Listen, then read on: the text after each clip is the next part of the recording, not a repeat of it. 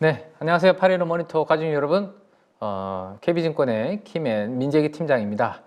자, 주말 주간 찐시황 오늘 가족 여러분들과 함께 하도록 하겠습니다. 자, 이번 주에는 참 시장에 큰 변화가 있었다라는 생각이고, 오늘은 그 변화의 좀 중심을 우리가 명확하게 좀 잡아야 되지 않나라는 생각의 내용들을 준비를 좀 했습니다. 자, 오늘 그래서 크게 주제를 세 가지 정도로 한번 말씀을 좀 드릴 수 있을 것 같아요. 제가 판서를 좀 하면서 세 가지 주제를 말씀을 좀 드리면, 첫 번째는 당연히 가장 많은 궁금할 종목이 삼성전자 아닐까요? 그죠? 가족 여러분들이 아마 삼성전자가 더 갈까? 그죠? 삼성전자. 그래서 삼성전자에 대해서 우리 가족 여러분들께서 어떻게 대응을 하면 좋을지에 대해서 오늘은 설명을 좀 드리도록 그렇게 하겠습니다. 자, 그리고 삼성전자의 목표가, 키맨이 생각하는 삼성전자의 목표 주가는 그러면 얼마 정도일까? 라는 것까지 오늘 한번 이야기를 해보고요. 두 번째는, 자, 전차군단이 시장을 좀 끌 것 같습니다. 전차군단이라면 삼성전자의 전, 그 다음에 자동차의 현대차, 요걸 우리가 전차군단이라고 하죠. 옛날에 한참 우리 삼성전자와 현대차가 움직이면서 전차군단이라는 증시의 그런 이제 테마, 키워드가 있었는데, 자동차에서는 현대차를 주목을 좀 해야 되지 않을까 싶습니다. 그래서 오늘 중심은 이러한 외국인들이 최근에 아주 강하게 사고 있는 삼성전자와 현대차에 대한 이야기를 집중적으로 한번 해볼 거고요. 그 다음 마지막으로, 만약에 이러한 지수 관련주들이 조금 쉰다라면 제가 나름대로 좋게 보고 있는 것이 방산, 그죠? 그 다음에 조선, 그죠? 그 다음에 원전, 그리고 화장품, 이런 등등이 제가 나름 좋게 보고 있는 이제 테마 섹터들인데, 이 중에서도 오늘은 화장품 관련해서 이야기를 또 한번 이어서 삼성전자, 현대차와 그다음에 여기 모비스도 들어가는데요. 어쨌든 자동차 그리고 화장품까지 이렇게 이야기를 좀 드리도록 그렇게 할 테니까요.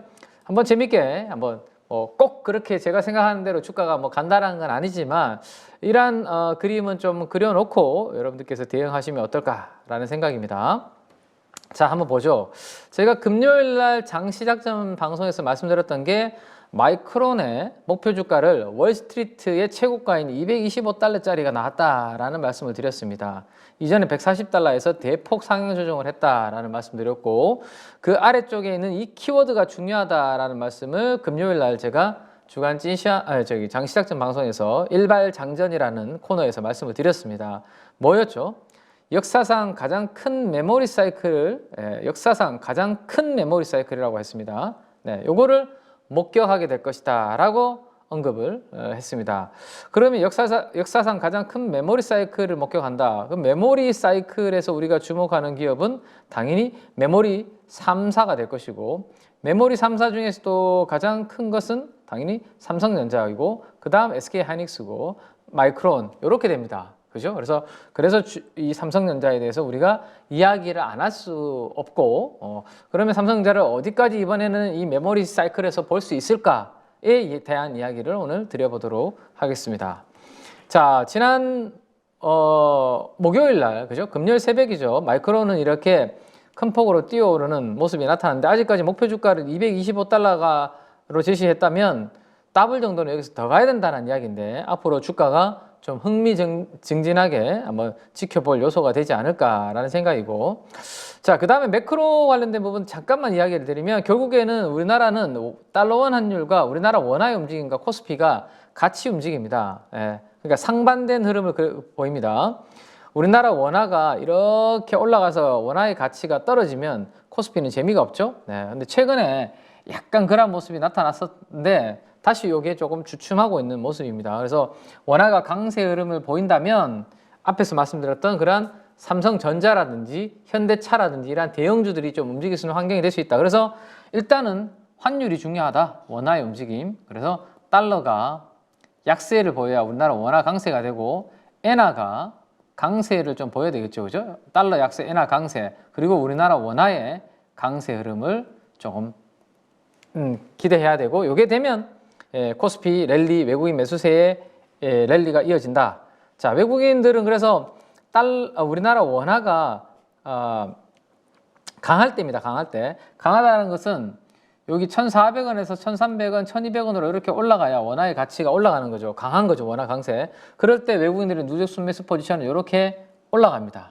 그죠? 올라가죠? 네, 올라가죠. 근데 지금 이제 여기에서 다시 이렇게 좀 움직여줘야 되는데요. 이게 나타나면 최근에 주춤하던 외국인 순매수 포지션은 다시 이렇게 올라갈 수 있다라는 가정을 세워놓고 그때 삼성전자와 현대차한테는 유리한 수급 환경이 만들어질 수 있다까지 염두를 해두시면 될 것 같습니다. 자, 그래서 최근에 이제 코스피가 외국인들이 조금 주춤하는 사이에 2600과 2700선 사이에 조금 답답한 그러한 흐름을 보였는데요. 외국인들이 이번 주 들어서 강력하게 시장을 사다 보니까 다시 2700선 위로 강하게 올라오는 그런 모습이 나타나고 있고, 자, 오히려 반대로 개인 투자분들은 열심히 지금 팔고 있습니다. 그렇기 때문에 시장은 더 갈 수 있지 않을까. 개인 투자분들이 오히려 주식시장에서 팔고 있기 때문에. 네. 자, 요 그림 한번 보시고, 그 다음 이제 이번 주의 특징적인 부분은 수요일과 목요일에 반도체 섹터를 다시 기관과 외국인들이 들어오기 시작했다라는 겁니다. 한동안 빠져 있었죠, 여기에. 네. 거의 한 3월 달 들어와서 반도체가 여기에 잡힌 적이 한 번도 설명을 드린 적이 없던 것 같아요. 왜냐하면 그때 주로 최근에 들어왔던 게 조선, 기계, 그 다음에 뭐죠? 유틸리티, 에너지, 그죠? 이런 좀 최근에 소외되어 있던 업종들이 바닥에서 그죠? 네, 좀 키 맞추기 움직임이 나타나면서 순환매가 나타나면서 여기에 주로 잡혔지 반도체가 잡힌 것은 이번 주 수요일, 목요일 다시 잡히기 시작했습니다. 네, 그죠? 기관과 외국인들이 다시 반도체를 산 그러면 이유가 있을 테고 그 이유를 지금부터 우리가 보자. 사실 지난 3월 13일 날 제가 우리 8.15 가족분들한테 긍정적인 이야기를 해드렸었고요. 일발 장전 시간에 해드렸었고, 그 다음에 지난주 주간진 시황에서도 제가 반도체 메모리의 턴어라운드에 대해서 한 이야기를 해드렸습니다. 근데 사실 주가는 조금 무겁게 움직였죠, 삼성전자가. 왜냐하면 지난주 금요일 날 미국 시장에 만기를 앞두고 우리나라 시장에서 갑자기 프로그램 매도가 대규모로 쏟아지면서 삼성전자 한 종목에 대해서 매도가 5천억 이렇게 나오다 보니까 주가가 2% 이상 빠져버렸는데요. 오히려 그때가 지금 돌아보면 그죠? 싸게 살 수 있는 기회였던 것 같은데, 왜냐하면 뭔가 변화의 바람은 부는데 이러한 프로그램 매도의 이유로 수급적으로 빠졌기 때문에 사실은 그때 용기를 좀 냈어야 되지 않을까라는 생각인데, 그러면 펀더멘탈이 뭐가 달라졌는데, 그때 말씀드렸던 부분은 결국 HBM에서의 삼성전자의 캐치업입니다.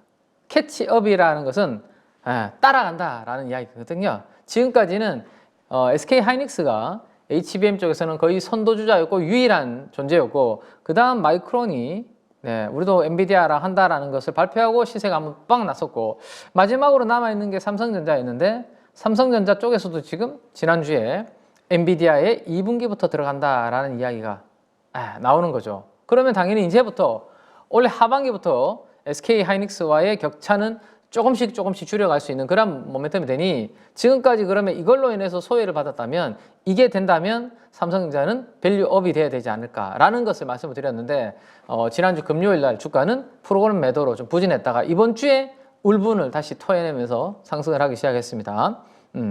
자, AMD 공급도 들어가지 않을까라는 게, 이건 트렌드폰스라는 이 반도체 전문 기관에서 전망을 한 부분입니다. 자, 그리고 또 하나 이제 주가 상승의 트리거 역할을 했던 부분은 젠슨항 CEO가 긍정적인 이야기를 해주셨죠. 뭐 우리도 삼성전자의 HBM을 테스트하고 있다.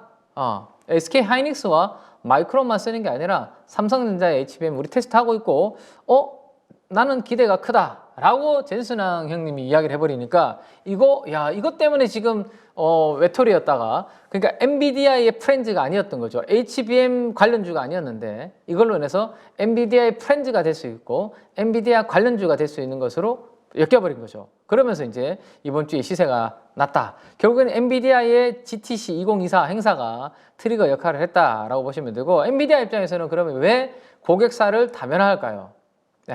여기 위에 엔비디아가 NVDA라는 티커죠. 엔비디아가 있고, 그러면 제일 정점에 누가 있습니까? SK하이닉스가 있잖아요. 거의 독점하다시피 HBM을 하고 있잖아요. 그죠? 근데 만에 하나 SK 하이닉스에 뭔가 수율 문제라든지 어쨌든 노이즈가 생겼다라고 했을 때 엔비디아는 HBM을 엄청나게 받아서 와서 써야 되는데 GPU, 고성능 AI 가속기나 이런 것들을 만들기 위해서 해야 되는데 하이닉스에 문제가 생겼을 때 어떻게 될까요? 끊겨버리잖아요. 그럼 그때의 그 리스크는 감당할 수 없는 리스크가 발생을 하게 됩니다. 그죠? 그럴 때를 대비해서 고객사를 당연히 이원화 아니면 다변화 해야 당연히 하이닉스의 비중은 50% 가져가고 야 나머지 그러면 한 25 정도 했을 때 혹시나 하이닉스 문제가 생겼을 때 나머지 25가 있으니까 되는 거죠. 그죠? 그래서 당연히 이거는 이원화, 다변화를 할 수밖에 없다. 엔비디아 입장에서는. 왜? 그래야 가격에 대한 협상이 또 가능하죠. 엔비디아가. 예. 지금은 하이닉스가 부르는 값이 HBM의 값인데 만약에 여기에 마이크론도 들어왔고 삼성전자도 이제 들어온다면 하이닉스가 자기만 할 수 있는 게 아닌데 가격을 세게 부를 수 있을까요? 그럼 가격을 세게 못 부르게 된다면 그 물건을 사는 엔비디아 입장에서는 훨씬 더 유리할 수 있겠죠. 네. 그래서 당연히 이거는 갈 수밖에 없는 방향이고 마이크론이 들어오는 거와 삼성전자가 들어오는 건 당연한 수순이다. 근데 이게 가장 삼성전자가 이번에 늦었던 것이 좀 안타까운 부분이었죠. 그죠? 네. 자, 그것도 좋은데 두 번째는 레거시의 반등입니다. 레거시. 자, 레거시라는 것은 우리가 전통이라는 의미죠. 그러니까 전통은 뭐죠? 전통적인 메모리, 네. 비메모리나 조금 전에 HBM과 같은 저런 최근에 뭐 AI 반도체 쪽이 아니라 과거의 메모리, 즉 우리가 아는 D램과 일반 낸드 같은 것들이 있죠. 네. 이런 것들도 지금 이게 지금 아직까지는 이게 상당 부분을 이게 차지하고 있잖아요. 이게 결국엔 돌아서야 뭐가 좋아지죠? 실적이 좋아지는 거죠. 실적이. HBM이 좋아지는 것은 어느 정도 메이크업은 되는데 그리고 밸류에이션 프리미엄을 조금 더 높게 만들 수 있는 부분은 되는데 주가라는 녀석이 EPS 곱하기 퍼잖아요. 그러니까 HBM을 한다라는 것은 이거를 올려줄 수는 있어요. 확장성 때문에. 근데 이거를 급격하게 단기적으로 크게 올릴 수는 없죠. 결국에는 그러면 주가가 큰 폭으로 올라가려면 멀티플도 올라가는 거 좋은데 요거까지 같이 움직여 버리면 이거 폭등하는 거잖아요. 이번 주에 삼성전자가 바로 이런 그림이 만들어진 거죠.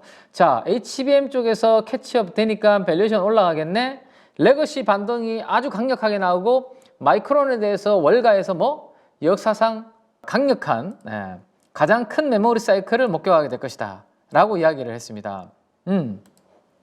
당연히 그러면 방금 말씀드렸던 대로 주가는 EPS 곱하기 퍼인데 이제는 요거로 움직였다가 전선황 때문에 요거까지도 올라가면 삼성전자의 주가 시가총액은 이렇게 될 수밖에 없는 이 두 가지가 같이 움직이는 방향이 되는 거죠. 그죠? 네. 자, 낸드가 생각보다 더 좋아질 수 있다는 이야기들이 계속 나오고 있고요. 이번 주 금요일 날 새벽에 골드만삭스에서 리포트가 또 하나 나오는데요. 삼성전자에 대해서. 네. 낸드가 생각보다 더 좋아질 것 같다라는 이야기를 계속해서 외사에서 하고 있습니다. 외국계 증권사에서, IB 쪽에서. 자, 그래서 낸드 플래시 가격은 더 뛴다라는 이야기가 있고, 그래서 이번 삼성전자 주주총회가 이번 주에 있었고요. 삼성전자 주주총회에서 이야기하기를 경계현 삼성전자 반도체 부분의 사장님께서 뭐라고 이야기했냐면 우리가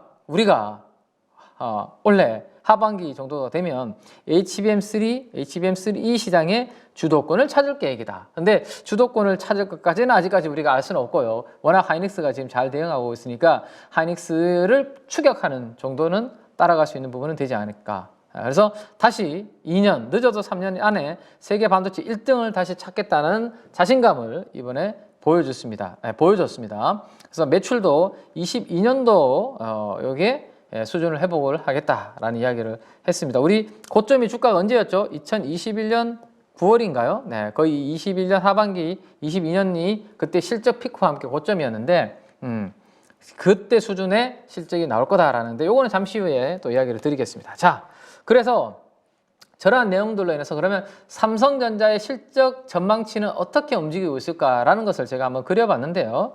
자, 1분기 삼성전자의 실적 추정치가 조금씩 상향 조정이 되고 있습니다. 여러분들께서는 미미해서 잘 보이시진 않겠지만 밑에서부터 1Q, 2Q, 3Q, 4Q라고 보시면 되는데요. 1Q가 거의 지금 4조 8천억 정도 컨센서스가 형성이 되고 있죠. 여기 살짝 올라온 거예요. 사실은 최근에 4조 8천억이라는 숫자를 기억을 해 두시기 바랍니다. 삼성전자 1분기 컨센서스는 네, 4조 8천억 정도가 된다. 살짝 올라오고 있다. 자, 요거는 뭐냐면요. 삼성전자에 대한 증권사별 1분기 실적 컨센서스를 제가 뽑아 놓은 겁니다. 한번 보시죠. 이건 좀 참 재밌는 거, 우리 개인 투자분들이 이렇게 데이터를 보기는 좀 어려운 부분입니다. 왜 이러한 컨센서스가 형성이 되는지를 우리가 볼 수 있는 건데, 자, 삼성전자라는 종목은 우리나라 시가총액 1위 기업이기 때문에 대부분의 증권사에서 리포트를 내고 커버를 하고 있습니다. 목표 주가를 내고 투자 의견을 내고, 그죠? 그게 바로 여기에 있습니다. 왼쪽에. 네. 보시면 언제 업데이트가 됐고 어느 증권사이고 증권사의 애널리스트는 누구인가 라는 것이 나와 있죠. 그래서 제가 그냥 3월 초부터만 2월 달도 여기 쭉 있는데요. 뭐 그 화면에 이제 그 제한도 있고 해서 3월 달부터 목표 주가와 투자 의견을 제시한 증권사와 그다음에 애널리스트분만 이렇게 해서 쫙 뽑았는데요. 한번 보시죠. 여기가 얼마냐? 여기가 어디냐? 2024년도 연간 영업이익입니다. 연간 영업이익이 지금 얼마에서? 38조, 39조 정도를 하이로 지금 나오고 있네요. 그 다음에 중간이 한 33조 정도 되는데, 1분기 한번 보시죠. 오른쪽인, 여기가 03, 06, 09, 10이니까 1Q, 2Q, 3Q, 4Q에 대한 증권사들의 전망치라고 보시면 됩니다. 자, 평균이 얼마 정도 되나요? 아까 제가 4조 8천억 정도의 숫자를 생각을 하십시오라고 말씀드렸는데, 맞죠? 컨센서스 데이터가 4조 8천억 정도 되고, 그 다음에 가장 높은 가격과 가장 낮은 가격, 그 다음에 중간 정도가 지금 보시는 것처럼 딱 4조 8천억, 4조 9천억 정도가 되네요. 그죠? 그래서 삼성전자의 컨센서스는 지금 4조 8천억에서 4조 9천억 사이가 대부분이다. 증권사에서 1분기 실적. 그런데 중요한 것은 3월 중순 이후부터 보시면 일단 포문을 연 것은 메리츠증권의 김선우 연구원님께서 목표주가 10만 원과 함께 영업이익 5조 5천억을 찍었습니다. 아, 삼성전자 내가 생각하기에는 5조 5천억 찍을 것 같아 라고 이렇게 리포트를 했고요. 그 뒤로 보면 3월 18일 날 BNK에서 5조, DS에서 5조. 자, 5조를 예상하는 애널리스트들의 컨센이 지금 하나씩 지금 늘어나고 있다라는 거죠. 그래서 1분기 실적이 4조 8천억 정도가 컨센서스인데 이게 5조 원 이상으로 상향될 가능성이 있어 보입니다. 실적에 대한 전망치가 올라간다라는 거죠. 그러면 분기 실적에 대한 컨센서스가 올라가게 되면 이게 결국엔 분기가 2Q, 3Q, 4Q를 더해서 뭐가 되는 거죠? 2024년도에 연간 실적 전망이 되는 거잖아요. 그러면 이게 가장 왼쪽에 있는 2024년도에 연간 실적 전망치, 이게 상향 조정이 될 가능성이 있다. 이 스토리가 4월 언제 나온다? 4월 첫째 주에 나올 거다라는 생각입니다. 지금 이제 얼마 안 남았죠? 네, 다음 주 지나면 거의 4월 첫째 주로 들어갑니다. 4월 첫째 주에 삼성전자와 SK하이닉스의 실적 발표가 있고, 그때 1분기 실적이 시장을 넘는, 시장에서 좋아지는 숫자가 나온다면 연간 실적 전망치도 올라가면서 같이 다 올라갈 거다라는 거죠. 네. 그 스토리를 제가 지난번에 말씀드렸던 게 바로 하이닉스였습니다. 하이닉스가 원래 24년도 8조 정도를 작년 하반기에 잡고 있다라고 말씀드렸는데, 제가 뭐라고 말씀드렸죠? 가족 여러분들한테 아마 4분기 실적이 나올 즈음에서 하이닉스의 실적은 앞으로 8조에서 연간 10조 정도로 30% 업사이드가 나올 겁니다. 상향 조정이 나올 겁니다. 라는 이야기를 제가 드렸었고, 그것 때문에 원래 주가가 슈팅이 세게 나온 거죠. 실적 전망치가 상향 조정이 되면서 연간 전망치가, 이번에 그 스토리가 저는 삼성전자한테 올 것이다 라고 생각을 하고 있습니다. 자, 연간 영업이익 컨센서스 전망치 지금 고개를 들고 올라오는 거 보이시죠? 이렇게. 네, 이게 1분기 실적 발표하고 난 다음에 더 이렇게 올라올 가능성이 높고, 당연히 그러면 실적이 올라오는데 목표 주가, 시가총액이 가만히 있을까요? 거기에 맞춰서 같이 올라갈 가능성이 높다라고 그렇게 보시면 될 것 같습니다. 자, 그래서 삼성전자 EPS 영업이익을 제가 최근까지 업데이트 해놓은 것을 바로 그림으로 한번 보여드리도록 하겠습니다. 자, 요건데요. 네, 요거를 캡처해서 한번 보여드릴까요? 자, 삼성전자의 주가. 삼성전자의 주가는 검은색이고요. 자, 왼쪽은 EPS고요. 주당 순이익입니다. 왼쪽은 주당 순이익이고, 오른쪽은 뭐죠? 영업이익입니다. 영업이익. 영업이익의 포워드 기준으로의 컨센서스를 한번 보시면 될 것 같습니다. 자, 한번 보시죠. EPS부터 먼저 한번 볼까요? 지금으로부터 12개월 후에 삼성전자의 EPS가 올라갈 것인가 떨어질 것인가를 보여주는 그래프인데 노란색인데 그죠? 네. 지금 보시는 것처럼 이렇게 상향 조정이 되고 있습니다.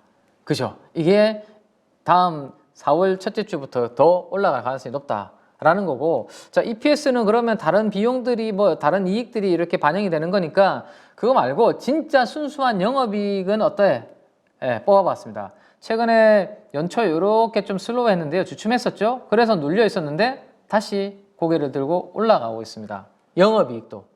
장사를 통해서 벌어들이는 반도체 팔아서 스마트폰 팔아서 벌어들이는 영업이익에 대한 전망치도 올라오고 있는데 이 영향이 주로 반도체에서 영향이 나타난다면 긍정적인 시그널이 되는 거죠. 그래서 그런 부분들이 나타나고 있다라는 것을 보시면 될 것 같고, 자, 그 다음에 이거 지난번에 말씀드렸던 부분들 한번 업데이트를 한번 그려와 봤습니다. 최근 기준으로. 자, 삼성전자와 하이닉스는 밸류에이션이 엎치락뒤치락 하는 게 20년 동안의 그림이었다라고 말씀드렸습니다. 네. 자, 검은색이 하이닉스의 PBR 밸류에이션이고요. 빨간색이 삼성전자의 PBR 밸류에이션입니다.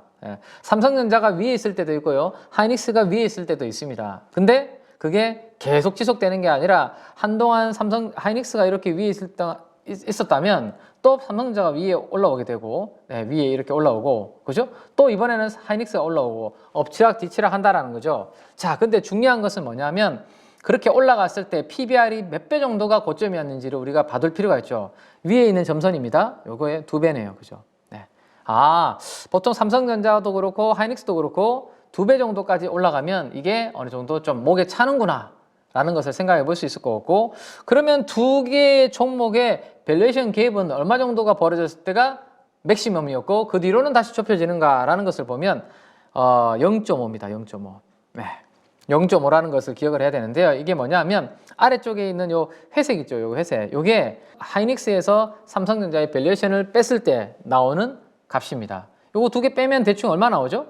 0.44 정도 나오나요? 0.44. 그게 요 값이다 라고 보시면 돼요. 근데 벌어지면 많이 벌어져도 여기가 0.5인데 0.5 정도 밸류에이션이 벌어지면 그때가 그 밸류에이션에 벌어졌다가 다시는 좁히는 과정이 많았고, 이번에도 0.5 벌어졌다가 지금 0.44 정도로 내려오고 있는 그러한 상황입니다. 그래서 충분히 밸류에이션 갭은 벌어졌는데 그 벌어진 이유는 다들 아실 것이고죠. 하이닉스가 엔비디아의 프렌즈이기 때문에, 삼성전자는 외톨이였기 때문에. 근데 캐치업이 되기 시작했다라는 말씀을 드렸죠. HBM의 캐치업이 되기 시작했고 레거시가 돌아선다. 그러면 이 밸류에이션 갭은 축소가 다시 되어야 되지 않을까라는 생각인 거죠.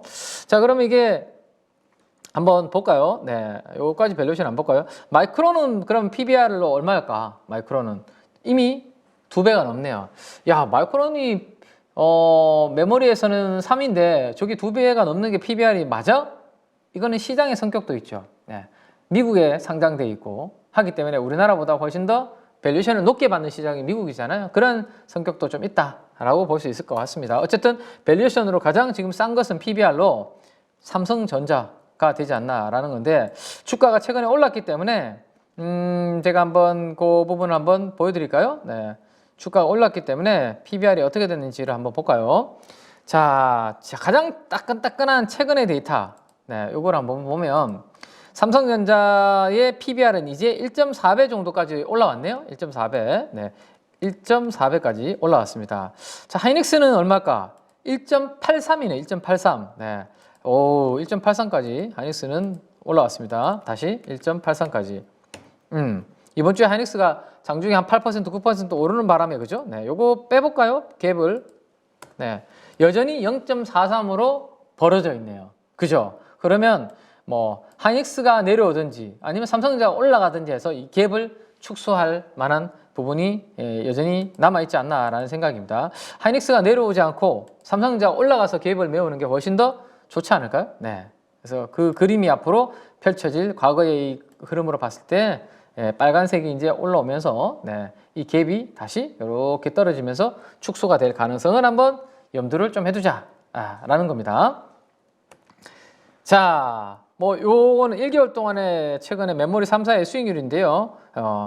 자, 연초 이후에 보시면 삼성전자가 마이너스였습니다. 근데 플러스로 이제 돌아섰겠네요, 거의. 그죠? 그 이유는 엔비디아의 프렌즈가 아니었고 레거시 쪽도 약했는데 이게 돌아서고 있다. 그죠? 그러면 이제 이거 하이닉스와 마이크론 대비해서 부족했던 거 따라잡아야 되지 않나 라는 생각입니다. 자, 그래서 반도체 지수의 외국인들은 수급이 이렇게 지금 들어오고 있습니다.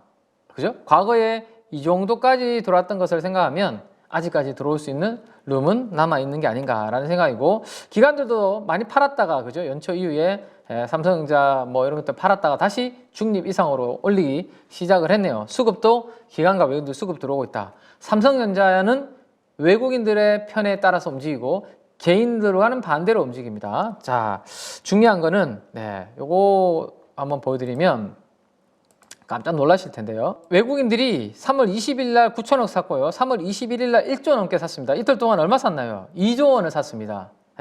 그리고 기관들이 이틀 동안 1조 원을 샀습니다. 그러면 한 3조 정도를 기관과 외국인이 샀고, 오른쪽에 파란색은 1조 5천억씩 1조 5천억씩 수요일과 목요일 날 팔았는데요. 누가 팔았습니까?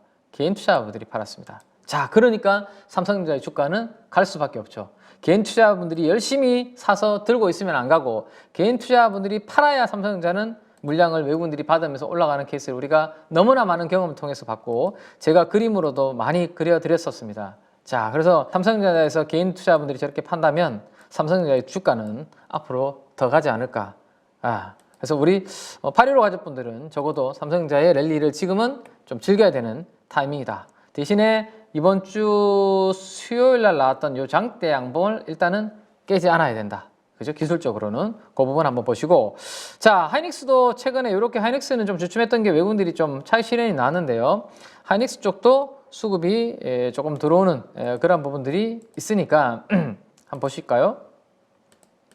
자, 하이닉스 외국인들이 이제 3월 21일 날 목요일 날 4천억 가깝게 매수세가 들어왔네요. 최근에 좀 팔다가 고점에서 들어왔는데 밸류에이션이 상대적으로 조금 타점이 높다. 무슨 이야기냐? 자, 이거 한번 보시면요. 제가 항상 반도체는 메모리 사이클이기 때문에 그 시클리컬 업종이기 때문에 PBR 밴드를 보고 트레이딩하는 게 좋다라고 말씀드렸습니다. PBR 밴드 하단에 사서 PBR 밴드 상단에 팔고, 요 플레이가 제일 좋다. 늘 말씀드렸죠, 그죠? 그래서 삼성전자 PBR 1배 정도에서 사고, 하이닉스 PBR 0.8배 정도에서 사면 땡큐다. 그때가 최악이다. 그리고 올라가면 여기가 항상 이번에 하이닉스 1.8배까지 왔는데 약 2배 정도 전후가 되죠. 삼성전자는 아직도 여기 있고 올라갈 수 있는 룸이 남아있다라는 게 그림이고, 하이닉스는 지금 보면 여기가 0.8배라고 말씀드렸잖아요. 근데 지금 여기가 1.83배를 넘어섰잖아요. 아까 우리 봤죠? 그렇기 때문에 요 밴드 플레이로 봤을 때는 하이닉스는 조금 부담스러운, 그러다 보니까 외국인들의 매수도 하이닉스보다는 삼성전자 쪽으로 훨씬 더 집중이 되고 있는 그러한 그림이죠. 그래서 상대적으로입니다. 상대적으로 하이닉스의 비중을 더 늘리기보다는 삼성전자의 비중을 더 늘리는 그러한 포지션이 좀 강화가 되고 있다라고 그렇게 보시면 될 것 같습니다. 자, 그럼 목표 주가 이야기를 제가 해드린다라고 말씀을 드렸는데요. 자, 목표 주가를 한번 보면 어떻게 대략적으로 잡을 수 있냐? 자, 실적이 앞으로 증가를 하게 되면 당연히 실적과 함께 삼성전자는 제가 BPS로 봐야 된다라고 말씀드렸죠. 그러면 주당 순자산 가치도 이제 누적적으로 뚝뚝 쌓이게 됩니다. 그러면 올해가 얼마냐면 BPS가 55,000원이고요. 내년도가 6만 원입니다. 그럼 요거 평균 내면 얼마죠? 대충 57,000원과 58,000원 정도 되죠. 그죠? 57,000원과 58,000원 정도가 될 겁니다. 8,000원 정도 잡을까요? 그러면 고점 밴드가 얼마 정도 된다? 이렇게 곱하면 되죠. 이렇게 곱하면. 11만 6천 원 정도가 나오네요. 11만 6천 원 정도가 나오는데 너무 이게 공격적이다라고 생각되면 요거를 조정을 해보면 됩니다. 그럼 5만 7천 원 정도 BPS 잡고 하단으로 이거 1.8배까지만 잡자. 그래도 10만 원 나오는 거죠. 그래서 저는 삼성전자는 이번 HBM 캐치업과 그 다음에 레거시 반등의 사이클에 따라서 삼성전자의 목표 주가는 10만 원 정도까지 갈 수 있는 그러한 그림을 그려놓고 저는 삼성전자를 볼 예정입니다. 이거에 대해서 무조건이라는 게 아니라 언제든지 변수는 생길 수 있기 때문에 중간중간에 변화에 따라서 이 상황이 될 수도 있고 안 될 수도 있습니다. 무조건 된다라고 또 나중에 저를 원망하지 마시고요. 그죠? 안 됐다고 해서. 근데 중간에 과정이 바뀌면 뭔가 결과가 바뀌게 되겠죠. 그래서 그런 부분들은 모니터링하면서 제가 말씀을 드릴 것이고, 지금 상황에서 봤을 때 삼성전자 이번 사이클에 따라서 목표 주가는 지난번에 이 고점을 넘겨놓을 가능성이 높아 보인다. 얼마? 개인 투자분들이 많이 물려있는 96,800원을 적어도 그 위에를 한번 찍을 가능성이 높을 것 같다라는 겁니다. 아시겠죠? 그래서 10만 원 정도가 이게 일주일 만에 2주일 만에 간다는 이야기가 아닙니다. 앞으로 이 그림이 원래 삼성전자의 그림에 만들어질 수 있다. 지금 삼성전자 주가가 대략적으로만 8만 원 찍었다고 하면 목표 수익률은 대략 얼마 정도 그려볼 수 있죠? 이렇게 되네요.